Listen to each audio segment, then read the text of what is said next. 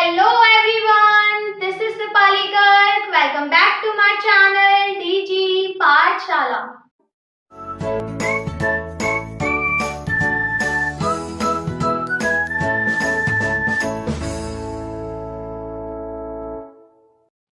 Guys, आज की video का टॉपिक है मेजरमेंट ऑफ ट्रांसपिरेशन।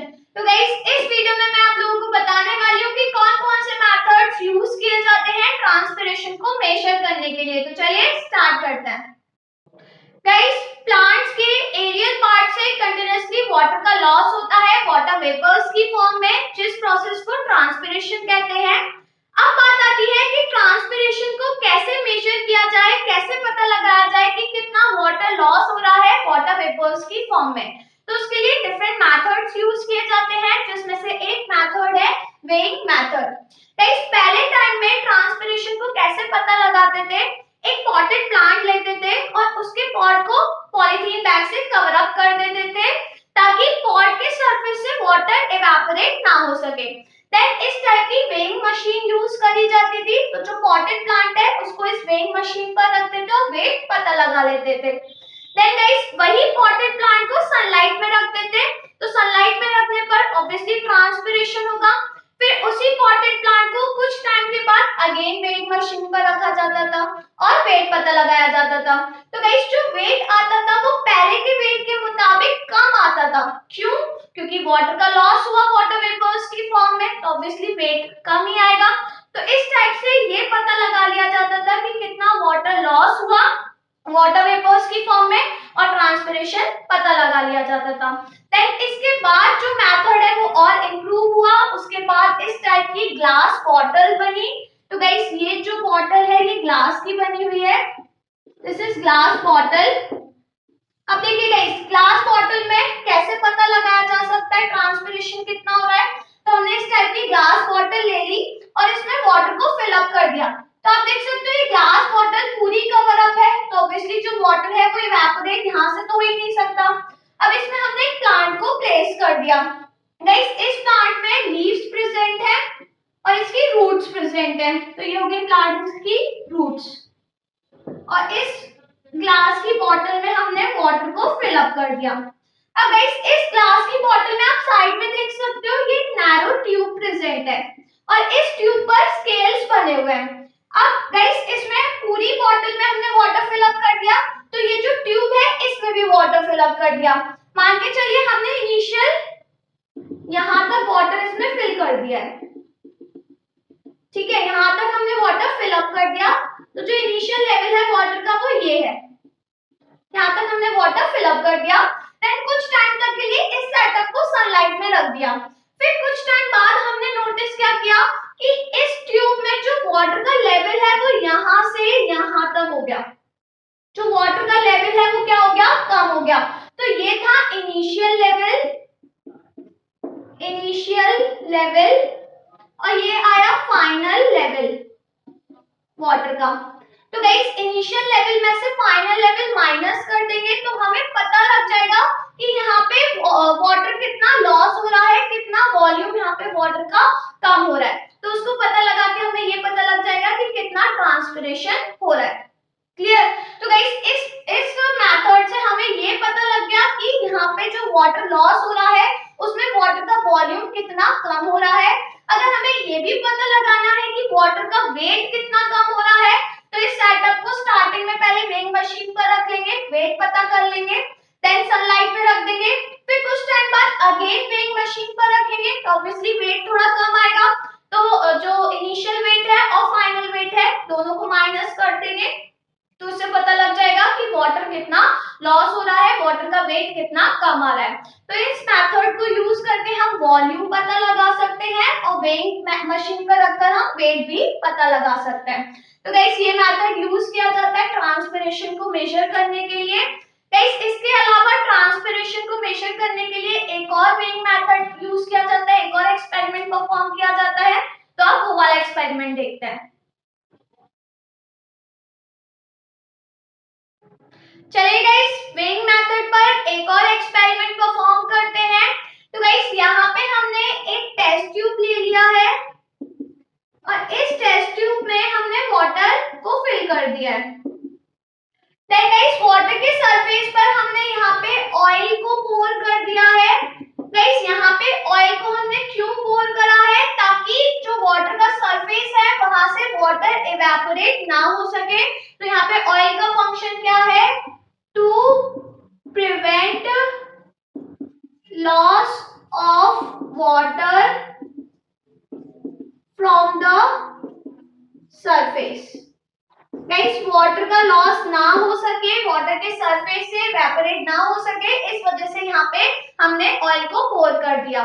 देन इस टेस्ट ट्यूब में हमने एक लीफी शूट को प्लेस कर दिया। कोई से भी प्लांट की लीफी शूट हम प्लेस कर सकते हैं जिसमें सिर्फ लीफ प्रेजेंट है। गाइस यहाँ पे हमने रूट्स नहीं लिए हैं, ठीक है, सिर्फ यहाँ पे हमने शूट ली है जिसमें लीफ प्रेजेंट है और रूट्स नहीं प्रेजेंट है। क्लियर। अब गाइस इस टेस्ट ट्यूब को हम एक बीकर में रखेंगे और उस बीकर के साथ ही उसको वेइंग मशीन पर रख देंगे। वेइंग मशीन पर रखकर हम वेट पता लगा लेंगे कि इनिशियल वेट कितना है। देन टेस्ट ट्यूब को बीकर में से निकाल के टेस्ट ट्यूब स्टैंड पर रखेंगे, बिल्कुल स्ट्रेट रखेंगे और सनलाइट में रख देंगे। गाइस कुछ टाइम बाद अगेन हम टेस्ट ट्यूब को निकालेंगे, टेस्ट ट्यूब स्टैंड से अगेन बीकर में रखेंगे स्ट्रेट और वेइंग मशीन पर अगेन रख देंगे और वेट को पता लगा लेंगे। तो हम नोटिस करेंगे कि जो इनिशियल वेट है वो ज्यादा होगा और जो फाइनल वेट आया वो कम आएगा। गाइस इससे पता लग जाएगा कि ऑब्वियसली वाटर का लॉस हो रहा होगा वाटर वेपर्स की फॉर्म में from the aerial parts of the plant. क्यों, क्योंकि यहाँ पे रूट्स है नहीं, वाटर के सरफेस से यहाँ पे वाटर लॉस हो ही नहीं सकता। क्यों, क्योंकि यहाँ पे हमने ऑयल पोर कर दिया है। तो ऑब्वियसली अगर वेट कम आ रहा है तो कैसे कम आएगा, जो लीफ है वहां से वाटर इवेपोरेट हो रहा होगा, ट्रांसपिरेशन का प्रोसेस हो रहा होगा, तो इस वजह से जो वेट आएगा वो स्लाइटली कम आएगा। पर गाइस यहाँ पर जो ट्रांसपिरेशन हो रहा होगा वो बहुत कम अमाउंट में हो रहा होगा। क्यों, क्योंकि यहाँ पे प्लांट्स में, यहाँ पे जो हमने शूट ली है इसमें रूट्स प्रेजेंट नहीं है। अगर रूट्स प्रेजेंट नहीं है तो ऑब्वियसली वाटर ज्यादा अमाउंट में एब्जॉर्ब नहीं हो पाएगा, क्योंकि आप लोगों को पता है कि रूट से ही वाटर ज्यादा अमाउंट में एब्जॉर्ब हो पाता है। तो जब रूट्स ही नहीं है तो ऑब्वियसली ज्यादा अमाउंट में वाटर एब्जॉर्ब नहीं हो पाएगा। तो अगर वाटर ज्यादा अमाउंट में एब्जॉर्ब नहीं हो रहा है तो ऑब्वियसली ज्यादा अमाउंट में ट्रांसपिरेशन भी नहीं हो पाएगा। तो इस केस में ट्रांसपिरेशन बहुत कम होगा, बहुत स्लाइटली डिफरेंस आएगा। क्लियर। तो गाइस ये हो गया सेकंड एक्सपेरिमेंट। इधर ऑयल का फंक्शन पूछा जाता है। गाइस ऑयल का फंक्शन इंपॉर्टेंट है, आपको ये सेटअप बनाकर दे देंगे, एग्जाम में ये डायग्राम दे देंगे और इसके बेस पर क्वेश्चन पूछे जाएंगे कि बताइए यहाँ पे कौन सा प्रोसेस हो रहा है। तो आप लिखेंगे ट्रांसपिरेशन, देन ट्रांसपिरेशन की डिफाइन पूछी जाती है। देन यहाँ पूछा जाता है कि ऑयल का क्या फंक्शन है, तो आप यहाँ पे लिखेंगे कि जो ऑयल है वो वाटर के सरफेस से वाटर को इवेपोरेट नहीं होने दे रहा। क्लियर। तो गाइस इसको ड्रॉ कर लीजिए। गाइस जो नेक्स्ट मेथड यूज किया जाता है ट्रांसपिरेशन को मेजर करने के लिए वो है फोटोमीटर्स मेथड। गाइस फोटोमीटर एक डिवाइस होता है जिसके थ्रू मेजर किया जाता है कि प्लांट्स ने कितना वाटर एब्सॉर्ब किया। तो देखिए photometer means a device that measure rate of water intake by a plant. Guys photometer एक डिवाइस होता है जिसके थ्रू मेजर किया जाता है कि प्लांट ने वाटर कितना इनटेक किया, मींस प्लांट ने कितना वाटर को एब्सॉर्ब किया। तो गाइस यहाँ पे ये जो सेटअप है, ये जो फोटोमीटर है, ये है गैनॉन्स फोटोमीटर। क्योंकि गाइस आपके सिलेबस में गैनॉन्स फोटोमीटर आ रहा है, तो ये जो फोटोमीटर है दिस इज गैनॉन्स फोटोमीटर। गाइस देखिए यहाँ पे क्या है, हमने एक बीकर लिया और गाइस इस बीकर में कलर्ड वाटर फिलअप कर दिया।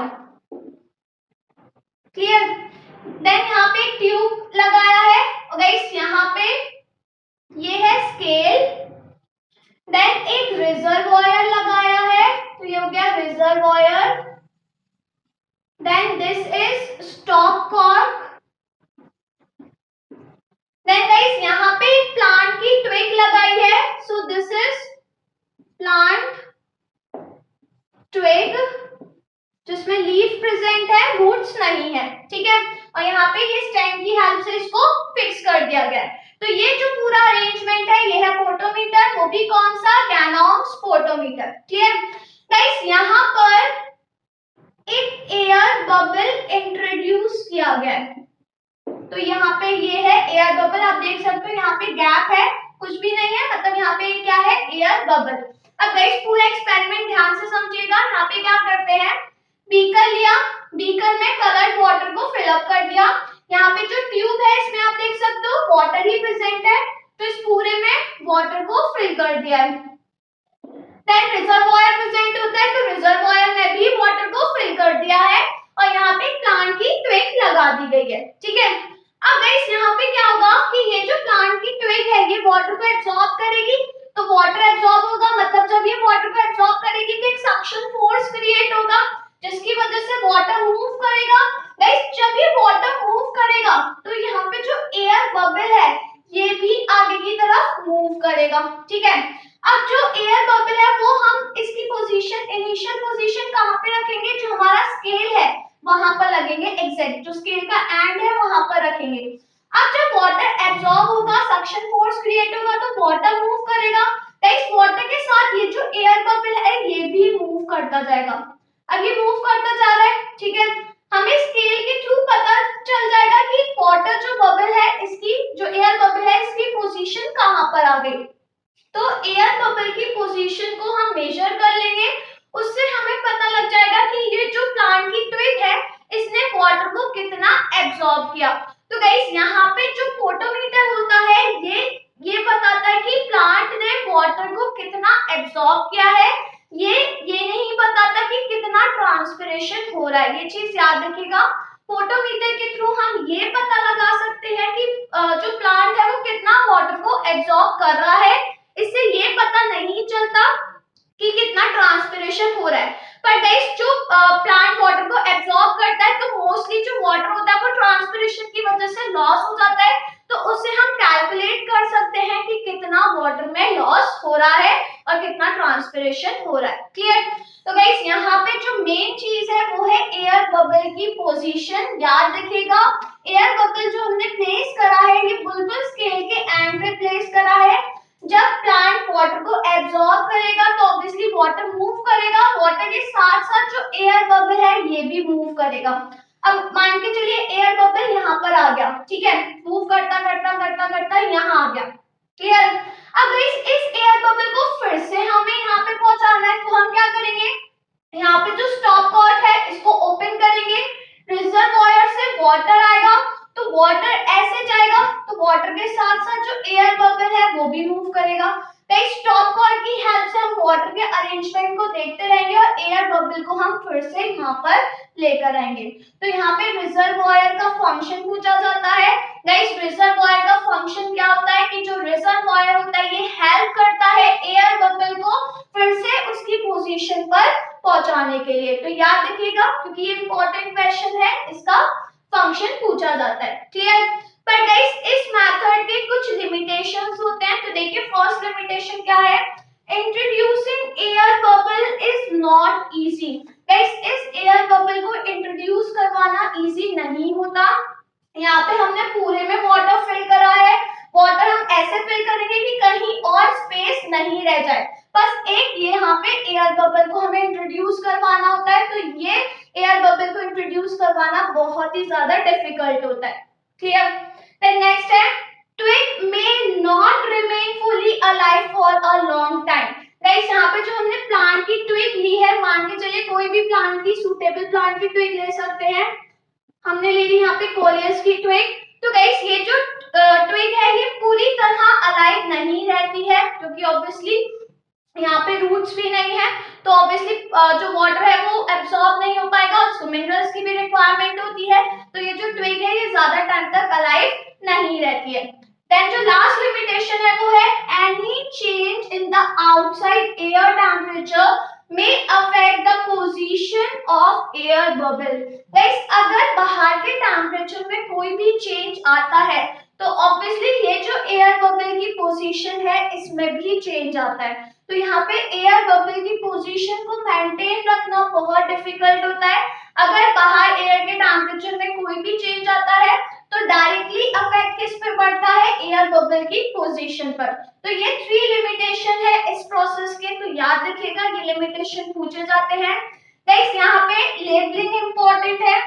यहाँ हमने कलर्ड वाटर लिया है, ये हमने बीकर लिया है, देन स्केल लगाया गया है, एयर बबल को इंट्रोड्यूस किया गया है, पूरे में हमने वाटर फिलअप कर दिया है, देन ये रिजर्वॉयर है, स्टॉप कॉर्क है और यहाँ पे प्लांट की ट्विग ली है। क्लियर गाइस, रिजर्वॉयर का फंक्शन पूछा जाता है तो रिजर्वॉयर का फंक्शन क्या होता है, एयर बबल को दोबारा अपनी पोजीशन पे लाना। ठीक है, जो रिजर्वॉयर होता है यहाँ पे स्टॉप कॉर्क की हेल्प से हम वाटर के फ्लो को अरेंज कर सकते हैं और फिर से एयर बबल को अपनी पोजीशन पे ला सकते हैं। तो गाइस जो एयर बबल जब मूव करता है उसके थ्रू ही हमें पता लगाया जाता है कि जो ट्विग है उसने कितना वाटर एब्जॉर्ब किया, फिर उसी से ही हम पता लगाते हैं कि कितना वाटर इवेपोरेट हुआ। क्यों? क्योंकि प्लांट जितना वाटर एब्जॉर्ब करता है मोस्टली अबाउट उसका 2% ही फोटोसिंथेसिस में वो यूज करता है, बाकी का जो वाटर होता है वो ट्रांसपिरेशन के थ्रू रिमूव हो जाता है। क्लियर गाइस, ये मेथड इंपॉर्टेंट है। यहाँ पे एग्जाम में आपको डायग्राम दे देंगे, लेबलिंग पूछी जाएगी, लिमिटेशन पूछे जाएंगे। याद रखिए कौन सा फोटोमीटर है, ये डायनाउंस फोटोमीटर। फोटोमीटर क्या होता है, डिफाइन याद रखिएगा, रिजर्वॉयर का फंक्शन याद रखिएगा। क्लियर? तो गाइस इसको ड्रॉ कर लीजिए।